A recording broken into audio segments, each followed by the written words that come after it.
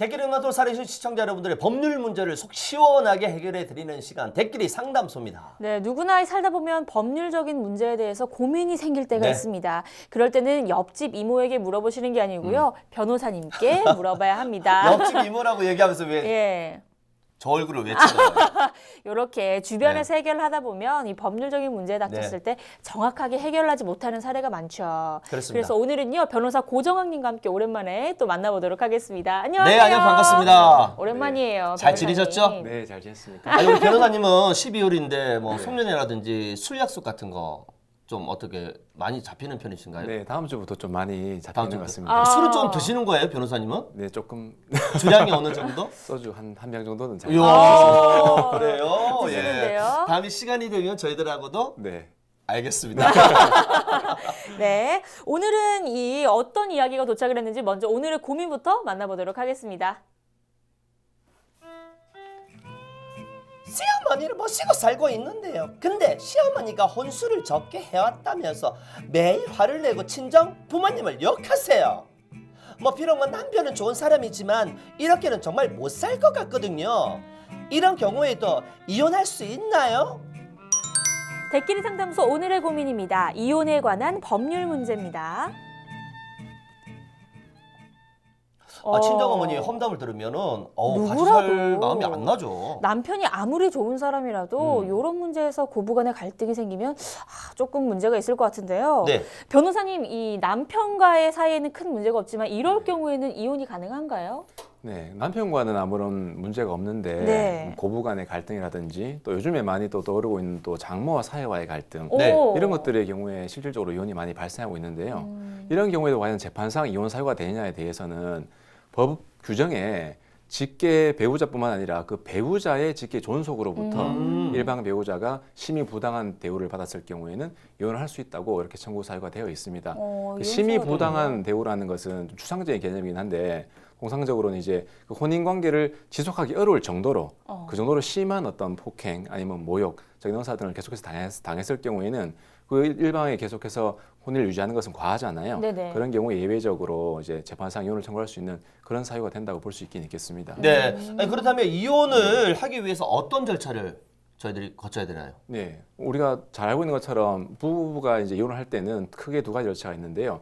하나는 이제 그 협의 이혼 절차가 있는 것이고, 협의 이혼. 네. 그다음에 재판상 이혼 절차가 있습니다. 협의 이혼이라는 것은 당사자가 뭐 아쉽지만은 이혼에 합의를 하는 것이고, 그 경우에는 이제 법원에 가셔가지고 그 협의 이혼 의사 확인 신청이라는 것이 있습니다. 예전에는 그 협의 이혼 의사 확인 신청만 하면 바로 이혼이 되었었는데, 네네. 네. 그런데 이것이 문제가 되었던 경우가 뭐냐면은 네. 홧김에 부부싸움하고 바로 다음 날 이혼을 한다거나 이혼해 이렇게 딱. 예, 그리고 또 그 다음 날 지났을 경우에 다시 후회해서 다시 혼인을 하는 이런 경우가 많이 발생했거든요. 예. 그러면 안 되는데요. 그래서 한 드라마에서 4주간의 시간을 드리겠습니다. 4주 후에 이렇게 뵙겠습니다. 네, 그래서 지금은 그 숙려기 기한이라는 제도가 있는데요. 그래서 미성년의 자녀가 있을 경우에는 3개월, 만약 미성년의 자녀가 없는 경우에는 1개월 정도 숙려 기간을 두어서 최초의 협의혼 확인 신청을 법원에서 하고 그로부터 3개월 또는 1개월이 지난 다음에 다시 가서 법원에 확인을 받으면 그때 협의 이혼이 되는 것이고요.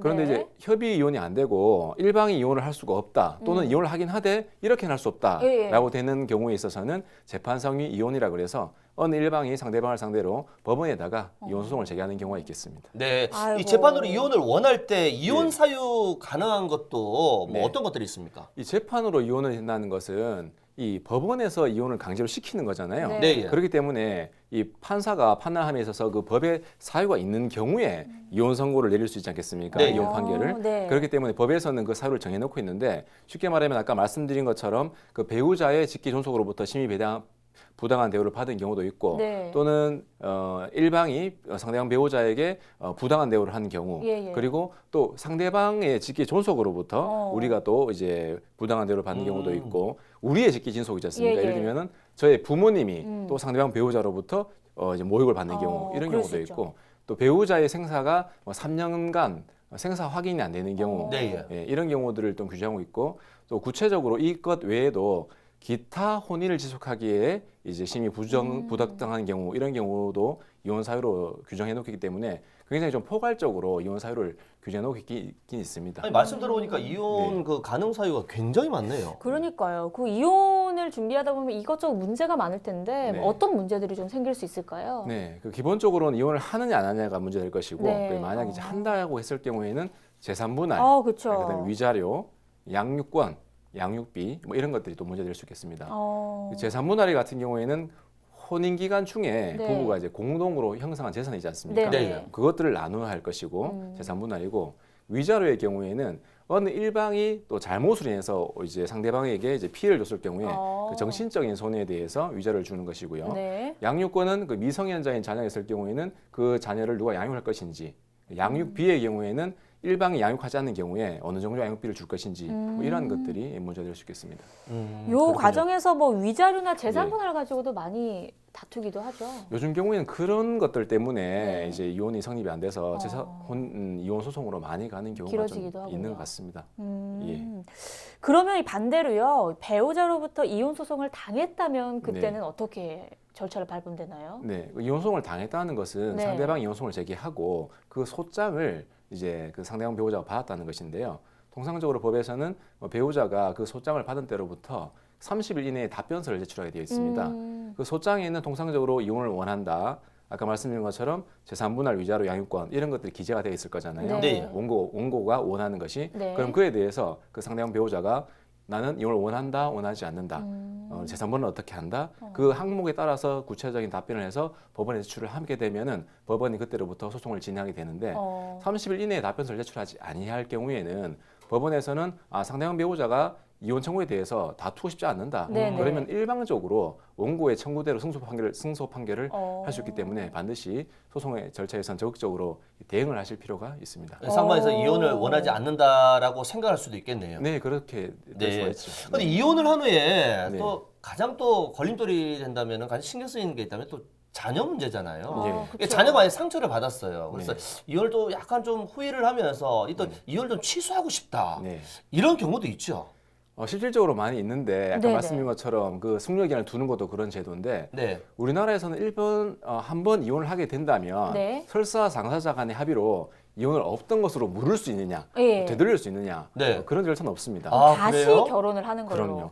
이제 혼인관계 증명서를 떼 본다면 혼인, 이혼, 다시 혼인이 되는 것이죠. 네, 원칙적으로 그렇고 왜냐하면 부부관계라는 것이 가족관계라는 것이 일방의 의사에 가지고 소급된다거나 하게 되면 굉장히 어떤 가족법적인 또 신분적인 문제가 네. 발생될 수 있기 때문에 굉장히 중요한 것이기 때문에 임의로 이렇게 무효로 한다거나 취소할 수 있는 것은 없는 거고 예외적으로 이제 이혼의 이제 취소 같은 게 될 수 있는 경우가 어떤 거냐면은 재판상 이혼을 할 때는 판사님이 판결을 내려서 법원에서 내는 거기 때문에 취소가 될 가능성은 없고요. 네. 협의로 이제 이혼을 하는 경우에 그 이혼이라는 것은 당사자의 그 자유로운 의사로 하는 것이잖아요. 네네. 근데 상대방이 속아서 이혼을 하는 경우가 있지 않습니까? 예, 네. 예. 내가 이렇게 해줄게 이혼하자 어. 라고 했는데 이혼을 했는데 사실상 그게 아니었어요. 아니고. 그렇게 상대방으로부터 사기나 또는 강박, 억압적으로 사인해 쉽게 말하면 이렇게 해서 혼인 뭐 서류에 네네네. 사인을 한다거나 법원에 가서 이혼 확인 신청을 할 수도 있잖아요. 예. 그런 경우에는 이제 입증해서 이제 취소를 할 수가 있고 이것도 당사자가 내가 이렇게 사기 당했어요라고 해서 취소할 수 있는 것이 아니라 이런 취소 사유가 있는 경우에는 법원에 소송을 제기해서 법원으로부터 이혼 취소 판결을 받아서 이렇게 취소를 받을 수가 있습니다. 아니 그럴 그런 경우는 경우는 있을 것 조금- 같아. 강압적으로. 네, 막 사인해 이렇게 강압적으로 해서 네. 그런 경우에는 취소가 된다는 말씀이시죠. 아니 그러면 이혼이 무효가 되는 경우도 있다던데 어떤 경우가 있을까요? 네, 그 취소가 되고 무효가 될 수 있는데요. 아까 네네. 말씀드린 것처럼 사기나 또는 강박인 경우에는 이혼을 취소한다는 이제 사유가 되는 것이고 무효인 경우에는 이제 이 혼인의 의사가 무효라는 것은 이혼 의사의 합치가 없는 것입니다. 예를 들면은 어떤 사람이 내 배우자임을 가장해서 이혼 서류를 작성해서 이혼을 하는 경우에 그런 경우에 상대방 배우자는 최초에 이혼 의사가 없는 것이잖아요. 네. 그래서 이혼 의사가 아예 없었던 경우에는 이혼은 무효가 되고 역시 이 경우도 법원에 무효 소송을 제기해서 법원으로부터 판결을 받아서 무효 이혼에 대한 무효를 받을 수가 있습니다. 저 오늘 얘기를 나누고 있는 부분이 뭐 이혼이라는 건데 해를 거듭하면서 이혼율이 어떻게 뭐 증가가 되고 있는 부분인가요? 아니면 감소가 되고 있나요? 네, 전반적으로 인해서는 계속해서 이제 이혼 소송이라든지 이혼 자체는 많이 증가가 되고 있는 것이고 네. 황혼뿐만 아니라 요즘 젊은 부부들 같은 경우에도 과거에는 우리 부모님 세대에서는 뭐 아이들을 생각해서 네네네. 뭐 참고 산다 이런 경우가 많잖아요. 네. 근데 요즘은 저도 여러 가지 소송을 담당하지만 젊은 부부들이 많이 상담을 음. 한다거나 실질적으로 이혼에 가는 경우도 많이 있고 또 이와 더불어서 법원에서도 어떤 제도가 있느냐면은 법원에서 이제 이혼에 관해서 법원 자체 내에서 다양한 기관들과 협약을 맺어서 이혼을 하기 전에 부부 상담을 한다든지 아. 또 이혼 캠프를 한다든지 이런 적극적인 조치를 취해서 법원으로서도 이혼을 좀 감수한다거나 네. 이혼을 한다 하더라도 원만하게 할 수 있도록 아. 이런 제도들을 많이 구비하고 있습니다. 아, 이혼이 뭐 증가가 되고 있다. 그리고 황혼 이혼도 있다. 이런 말 들으면 좀 씁쓸합니다, 마음이. 그러니까요. 그래 무엇보다 뭐 홧김에 하는 그런 이혼 같은 것들을 좀 막아야겠죠. 신중해야 될 것 같습니다. 네. 자, 그리고 또 화재 판결 또 준비하셨죠? 네. 네. 통상적으로 우리가 아까 말씀드린 것처럼 그런 부부 사이에 어떤 문제가 있을 때 네. 배우자로부터 피해를 당한 사람이 이혼을 청구하게 되잖아요. 그렇죠, 그렇죠. 네. 피해를 그렇다- 입은 사람이 하죠. 네, 그렇다면 그 잘못을 한 사람이 네. 과연 상대방을 상대로 이혼 청구를 할 수 있을까요? 뭐 드라마에서는 그렇죠. 바람핀 이 배우자가 거의 뭐 나 그 저희들이- 여자랑 살 테니까 이혼해줘 뭐 이런 경우는 그런 봤죠. 뭐 이혼 사유는 거의 막장 드라마에서나 제가 저희들이 봤던 실제로는, 건데 네. 이 구체적으로 어떤 내용인가요, 이게? 네, 실질적으로 있었던 판결을 하나 소개해드리겠습니다. 네. 그럼 A 씨, B 씨라고 칭하면 그 A 씨가 외도를 하게 되었어요, 남편이. 네. 그래서 그로 인해서 이제 B 씨와 별거를 하기 시작했습니다. 그래서 별거 기간이 한 13년 정도 되었고요. 네. 그런데 공교롭게도 최근 한 3년 정도 전부터는 A 씨가 알지 못하는 그런 질병이 걸려서 네네. 천벌을 받았구나. 예. 네. 네, 그래서 이제 다른 사람하고 동거를 시작했어요. 네. 또 예. 다른 여자와요. 네, 그렇죠. 동거를 아이고, 시작해서. 버릇 못 고쳐요. 자, 그런 상태인데 이번에는 그 A 씨가 잘못을 하는 그 A 씨가 이제 그 새로운 여자하고 혼인신고를 하기 위해서 그 B 씨를 상대로 이혼소송을 제기한 겁니다. 우리가 부부 관계는 이미 다 파탄이 되었으니까 이혼을 하자. 예, 예. 이에 대해 B 씨는 아니 무슨 소리냐. 부부 관계가 이렇게 파탄된 것은 당신의 잘못이고 네. 그래도 난 아직까지도 당신이 돌아오기를 기다리고 있다. 아, 이거 아니야. 이건 아니야. 아니, 뭘 볼 게 뭐 있어요. 바로 이혼해야죠. 네. 그러니까요. 근데 B 씨는 A 씨를 아직까지 사랑한다는 거잖아요. 네, 그렇죠. 또 자녀가 있었기 때문에 자녀들도 아빠가 돌아오기를 기다리고 있는 상황입니다. 그러니까 어떻게 아이고. 판결이 난 거예요? 네네. 예. 결론을 말씀드리기 앞서서 이 판결이 어떻게 해서 결론이 나게 되냐면 이제 이 법원이 이혼 판결을 할 때 유책주의를 취하느냐 파탄주의를 취하느냐 크게 이제 우리나라뿐만 아니라 전 세계적으로도 이런 두 가지 흐름이 있거든요. 네, 예. 그 유책주의라는 것은 이혼을 하기 위해서는 반드시 한 사람이 잘못을 해야 된다는 것이 유책주의고 파탄주의는 그 말 그대로 혼인이 파탄만 되게 되면 네네. 그냥 이혼이 되는 거고. 배우자의 어떤 일방 유책 사유 없이 무조건 이혼을 해주는 것입니다. 이 경우에 보면 13년간 별거를 했죠. 네. 그리고 이미 다른 사람하고 살고 있죠. 예. 그럼 이미 그 파탄 관계는 난 파탄된 거죠. 거잖아요. 그렇기 때문에 파탄주의를 취한다면 법원이 이 경우에 이혼송을 합니다. 네. 다만 그 파탄의 원인을 준 배우자에게 위자료 책임이 있다거나 이건 변론으로 하고요. 네. 이혼 네네. 자체에 대해서. 네. 자, 근데 유책주의를 따르자면은 한 사람이 잘못을 해야 되는데 유책 배우자가 맞긴 맞잖아요. 네네. 그죠? 근데 유책주의를 취하는데 우리 법원은 유책이 있는 배우자가 이혼 청구를 할 수 없다는 것이 우리 법원의 입장이거든요. 오. 네, 그렇기 때문에 우리나라 법원에서는 이런 사례의 경우에는 상대방에 대해서 이혼 청구를 받아들이지 않게 되는 것이고요. 기각이 됐네요. 이 판결도 이혼 청구를 기각시킨 것입니다. 반대의 경우였다면 뭐 파탄주의라면 당연히 가능했겠죠. 예. 근데 예외적으로 이럴 수가 있습니다. 비록 유책 배우자가 이혼을 청구했지만 네. 예외적인 경우에 우리나라 법원에서도 네. 이제 이혼을 인정해 주는 경우가 있는데 어떤 경우냐면은 이 배우자도 이제 실질적으로 혼인을 유지할 마음이 없어요.